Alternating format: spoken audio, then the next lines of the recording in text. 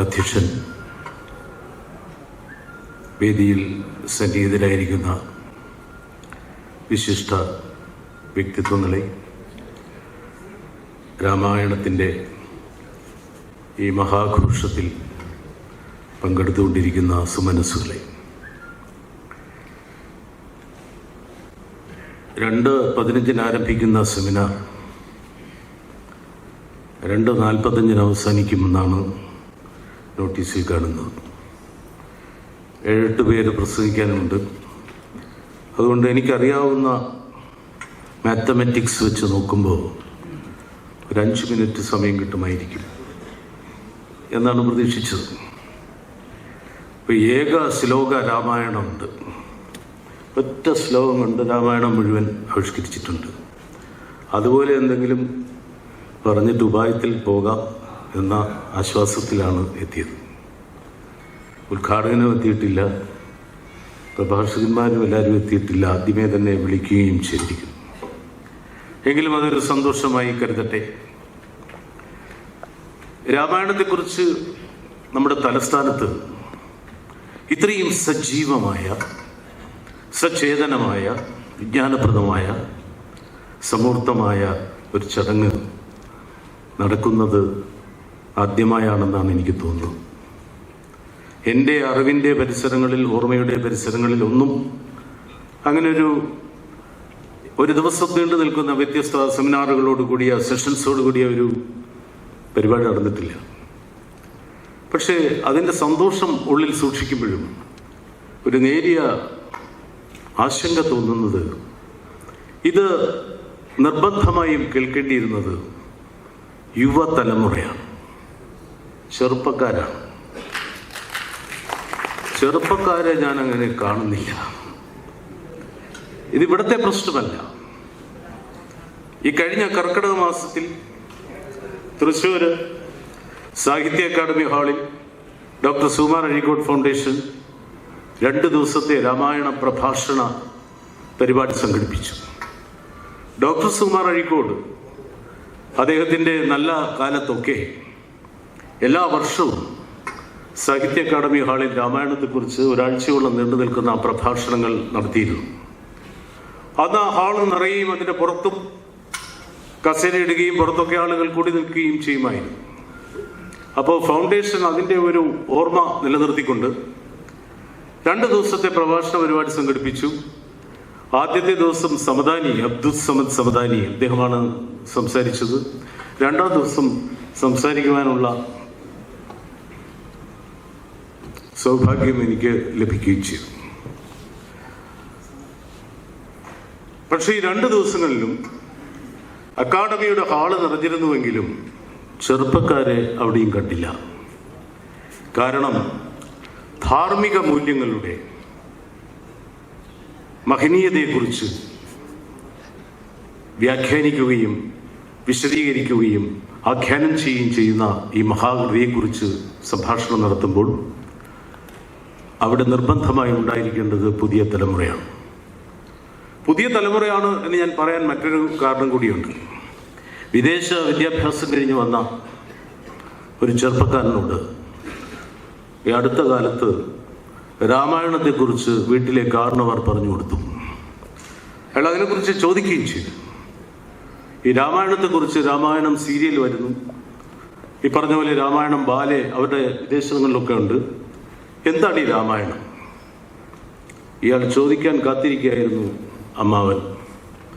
അമ്മാവനൊരു retired head മാസ്റ്ററും കൂടിയായിരുന്നു. അദ്ദേഹത്തിൻ്റെ വിജ്ഞാനത്തിൻ്റെ ഭണ്ഡാരം തുറന്ന് അദ്ദേഹം രാമായണത്തെക്കുറിച്ച്, രാമായണം ഉയർത്തുന്ന മൂല്യങ്ങളെക്കുറിച്ച്, അതിലെ സഹോദര ബന്ധത്തിൻ്റെ നൈർമല്യത്തെക്കുറിച്ച്, സ്ത്രീ പുരുഷ സൗഹൃദത്തെക്കുറിച്ച്, ഭാര്യാഭർത്തൃബന്ധത്തിൻ്റെ ദീപ്തിയെക്കുറിച്ച്, യജമാന ഭക്തിയെക്കുറിച്ച് എല്ലാം എല്ലാം എല്ലാം പറഞ്ഞു. എല്ലാം കേട്ടിട്ട് പയ്യൻ പറഞ്ഞു, അമ്മാവനൊന്നും തോന്നരുത്, ഞങ്ങളുടെ തലമുറയിൽപ്പെട്ട ആരെങ്കിലുമാണ് ഈ രാമായണം എഴുതിയിരുന്നെങ്കിൽ it will be in 2 pages. 2 page കൊണ്ട് തീരേണ്ട കാര്യമേ ഉള്ളൂ. അമ്മാവൻ ഞെട്ടിപ്പോയി. ചോദിച്ചു, എന്താ അങ്ങനെ പറഞ്ഞു? It is only A matter of divorce. It is only A matter of divorce. ഒരു ഡിവോഴ്സ് കൊണ്ട് തീരേണ്ട കാര്യമല്ലേ വലിച്ചു നീട്ടി ഇത്രയും പേജുകളിലേക്ക് കൊണ്ടുപോയത്. അതുകൊണ്ടാണ് ഞാൻ പറഞ്ഞത്, ചെറുപ്പക്കാർ ഇവിടെ നിർബന്ധമായും ഉണ്ടാകേണ്ടതായി. ഇതുപോലെയുള്ള മൂല്യവത്തായ കാര്യങ്ങൾ ചർച്ച ചെയ്യുന്നിടത്തൊന്നും വരാതെ അവർ നമ്മുടെ സംസ്കാരത്തിൻ്റെ ഭൂമികയിൽ നിന്ന് അകന്നു പോയിക്കൊണ്ടിരിക്കുകയാണ്. ഇപ്പോൾ നമ്മുടെ രാജ്യം നേരിടുന്ന ഏറ്റവും വലിയ വെല്ലുവിളി എന്താണെന്ന് ചോദിച്ചാൽ, ഭീഷണി എന്താണെന്ന് ചോദിച്ചാൽ, ഏറ്റവും വലിയ പ്രശ്നം എന്താണ് എന്ന് ചോദിച്ചാൽ, അത് പട്ടിണിയോ തൊഴിലില്ലായ്മയോ യുദ്ധഭീതിയോ വാർദ്ധക്യമോ രോഗമോ ഒന്നുമല്ല, സ്നേഹമില്ലായ്മയാണ്, സന്തോഷമില്ലായ്മയാണ്, ആത്മസമാധാനമില്ലായ്മയാണ്, പുഞ്ചിരിയില്ലായ്മയാണ്. പുഞ്ചിരി നഷ്ടപ്പെട്ടിരിക്കുന്നു. മനുഷ്യൻ എന്നാണ് അവസാനമായി ചിരിച്ചത് എന്നതൊരു PSC ചോദ്യമാണ്. അമിതാഭ് ബച്ചൻ്റെ പൊക്കത്തിൻ്റെ അളവ് വരെ പറയുന്ന കുട്ടിക്ക് ആ തീയതി ഓർമ്മയില്ല. ആരും ചിരിക്കുന്നില്ല. ചിരി ആത്മാവിൻ്റെ സംഗീതമാണെന്നും ചിരി മധുരമായ മനോജ്ഞമായ മാസ്മരികമായ ഒരു ആവിഷ്കാരമാണെന്നും ആഗോള ഭാഷയാണെന്നും ഒക്കെ പറയുമ്പോഴും മനുഷ്യൻ ചിരിയിൽ നിന്ന് മാറിപ്പോയിരിക്കും. മൂല്യങ്ങൾ നഷ്ടപ്പെട്ടുകൊണ്ടിരിക്കുന്നു. ഇവിടെ അമ്മമാർക്ക് ഏറ്റവും അധികം മൂല്യം നൽകിയ, മൂല്യത്തിൻ്റെ ഏറ്റവും വലിയ ശ്രേഷ്ഠമായ ആവിഷ്കാരമാണ് രാമായണം. ഞാൻ വരുമ്പോൾ രാമായണത്തിൻ്റെ പ്രധാന മുഹൂർത്തങ്ങളെ ആവിഷ്കരിച്ചുകൊണ്ട് ഒരു സഹോദരി വളരെ മനോഹരമായി സംസാരിക്കുകയായിരുന്നു.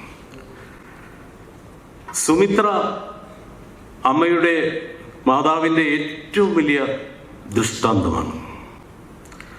ത്യാഗത്തിൻ്റെ ഏറ്റവും വലിയ ദൃഷ്ടാന്തമാണ് ശ്രീരാമൻ. ദശരഥൻ ഭോഗലാലസനായ ഒരു മനുഷ്യൻ്റെ ഉദാഹരണമാണ്. രാജാവാണെങ്കിൽ പോലും അദ്ദേഹത്തിൻ്റെ ആ മട്ടിലുള്ള താല്പര്യവും ത്വരയുമാണല്ലോ മഹത്തായ ഒരു ദുരന്തത്തിന് വഴിയൊരുക്കുന്നത്. അപ്പോൾ ഇതെല്ലാം നൽകുന്നത് ഈ സമയത്ത് ശ്രീരാമൻ ഏറ്റെടുക്കുന്ന, മറ്റാരും ഏറ്റെടുക്കാത്ത അധികാരത്തിൽ നിന്ന് ഒഴിഞ്ഞുപോക്കുണ്ടല്ലോ, അധികാരത്തിൽ നിന്നുള്ള ഒഴിഞ്ഞുപോക്ക്, അത് ത്യാഗത്തിൻ്റെ ഏറ്റവും സമൃദ്ധമായ ഒരു മുഹൂർത്തമാണ്. ഈ ത്യാഗത്തിലൂടെ, ഈ സഹനത്തിലൂടെ, സമാധാനത്തിലൂടെ, ക്ഷമയിലൂടെ എല്ലാ സ്വാർത്ഥജടിലമായ അസ്വസ്ഥപൂർണമായ സാഹചര്യങ്ങളെയും അതിജീവിക്കാം എന്നുള്ള ഗുണപാഠമാണ് രാമായണം നൽകുന്നത്. ഇപ്പോൾ രാമായണത്തിൻ്റെ പ്രസക്തി അവിടെയാണ് എത്തുന്നത്. എന്താണ് ത്യാഗം? അധികാരത്തിൽ നിന്ന് വിട്ടുനിൽക്കുക എന്ന് പറയുന്നത് അത്ര ലളിതമായ കാര്യമല്ല. അധികാരത്തിൽ നിന്ന് വിട്ടുനിന്ന സിദ്ധാർത്ഥ രാജകുമാരനെ നമുക്കറിയാം.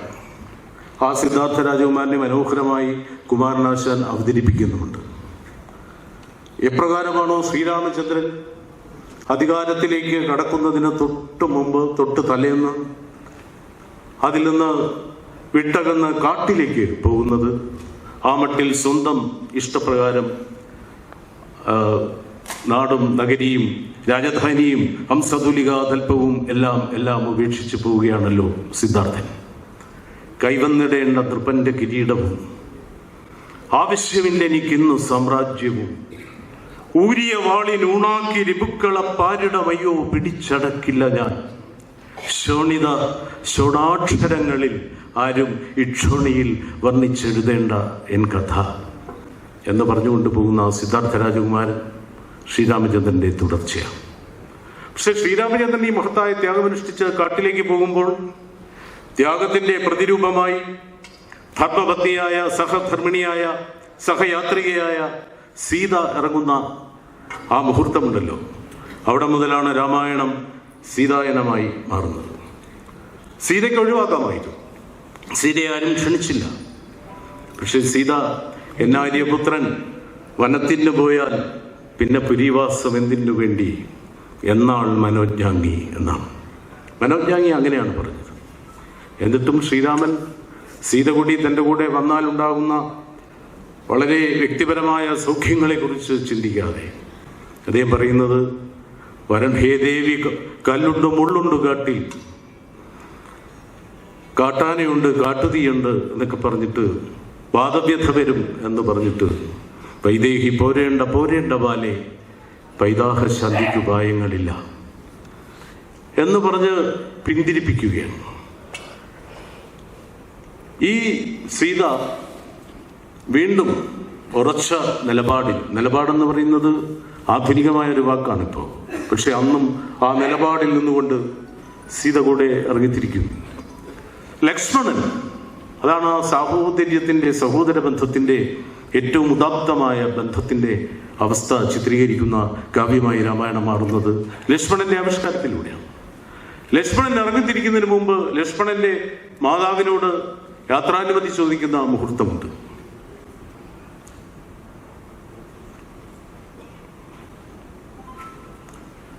യാത്രാനുമതി ചോദിക്കുന്ന മുഹൂർത്തമുണ്ട്. ആ അമ്മ അനുവാദം നൽകുന്നത് രാമം ദശരഥം വിധി മാം വിധി ജനകാത്മജ അയോധ്യാം അടവിൻ വിധി പൊയ്ക്കൊള്ളുക എന്നാണ്. അച്ഛൻ നിനക്കിന്നു ശ്രീരാമചന്ദ്രൻ, അച്ഛാവരാസീത മാതാവ് താങ്കൾ ഇച്ഛിച്ച കാന്താരം ഇന്നിങ് അയോധ്യ.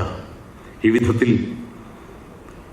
നിന്റെ മുന്നോട്ടുള്ള ഗമനത്തിന് എല്ലാ വിധത്തിലും സൗഖ്യം നൽകുന്ന അച്ഛനും അമ്മയും അയോധ്യയുമായി ഈ പുതിയ കാലാവസ്ഥ, പുതിയ പരിസ്ഥിതി മാറും എന്ന് അനുഗ്രഹിച്ചു വിടുന്ന സുമിത്ര. അതുകൊണ്ടാണല്ലോ ലക്ഷ്മണന് സുമിത്രാനന്ദ വർദ്ധനൻ എന്ന പേര് ലഭിക്കുന്നത്. എല്ലാ മക്കളും അമ്മയുടെ ആനന്ദവർദ്ധനന്മാർ ആകേണ്ടതാണ്. ആ മട്ടിൽ മാതാപിതാക്കളെ സ്നേഹിക്കുന്ന, ബഹുമാനിക്കുന്ന, അവർക്ക് വേണ്ടി ത്യാഗം അനുഷ്ഠിക്കാൻ സന്നദ്ധമാകുന്ന ഒരു യുവതലമുറയെ സൃഷ്ടിക്കുന്ന, യുവതലമുറയ്ക്ക് മാർഗദർശനം നൽകുന്ന മഹത്തായ കൃതിയാണ് രാമായണം. ഒരുപാട് ദർശന മുഖങ്ങളുണ്ട്. അതിലേക്കൊന്നും കടക്കാൻ സമയമില്ലാത്തതുകൊണ്ട് പുതിയ തലമുറയ്ക്ക് മാർഗദർശനമായ ത്യാഗത്തിൻ്റെയും സഹനത്തിൻ്റെയും സമാധാനത്തിൻ്റെയും ക്ഷമയുടെയും പിതൃസ്നേഹത്തിൻ്റെയും മാതൃഭക്തിയുടെയും യജമാനഭക്തിയുടെയും സാഹോദര്യത്തിൻ്റെയും സമ്പന്നമായ, സമ്പുഷ്ടമായ, ഉത്കൃഷ്ടമായ ആശയങ്ങളും സന്ദേശങ്ങളും നൽകുന്ന ഈ കൃതി വീണ്ടും വീണ്ടും വീണ്ടും ഉണരുകയും പുനർജനിക്കുകയും പുനർവായനയ്ക്ക് വിധേയമാക്കുകയും ചെയ്യുന്നത് നമ്മുടെ സംസ്കാരത്തിൻ്റെ ദീപ്തിയെ കൂടുതൽ ഉജ്ജ്വലമാക്കും എന്ന് മാത്രം പറഞ്ഞുകൊണ്ട് എൻ്റെ വാക്കുകൾ ചുരുക്കുന്നു. നിങ്ങൾക്ക് എൻ്റെ നമസ്കാരം.